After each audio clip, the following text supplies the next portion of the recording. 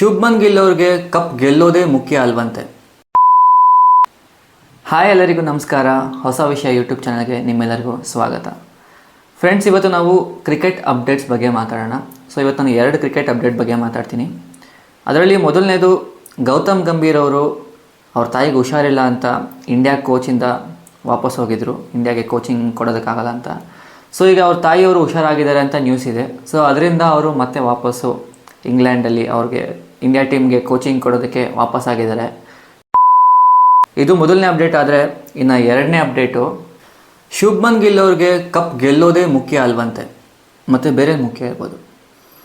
ಬೇರೆ ಏನಪ್ಪ ಮುಖ್ಯ ಅಂತ ಹೇಳಿದ್ರೆ, ಅವ್ರು ಹೇಳಿರೋ ಒಂದು ಇಂಟರ್ವ್ಯೂನಲ್ಲಿ ಆ್ಯಸ್ ಎ ಕ್ಯಾಪ್ಟನ್ ಆಗಿ ಕಪ್ ಗೆಲ್ಲೋದಕ್ಕಿಂತ ನಮ್ಮ ಟೀಮು ಖುಷಿಯಾಗಿರೋದು, ನಮ್ಮ ಟೀಮ್ ಸುತ್ತ ಒಂದು ಬಾಂಡಿಂಗ್ ಇರಬೇಕು, ನಮ್ಮ ಟೀಮ್ ಖುಷಿಯಾಗಿರಬೇಕು ಅನ್ನೋ ಒಂದು ಇಚ್ಛೆಯಿಂದ ಅವರು ಆಟ ಆಡ್ತಾರಂತೆ.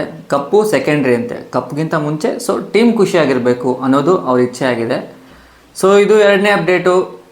ಇದು ನಿಮ್ಗೆ ಏನನ್ನಿಸ್ತು ಅಂತ ಕಮೆಂಟ್ ಮಾಡಿ ಅಂತ ಕೇಳ್ತಾ ಈ ವಿಡಿಯೋನ ಮುಗಿಸ್ತಾ ಇದ್ದೀನಿ. Thank you so much friends.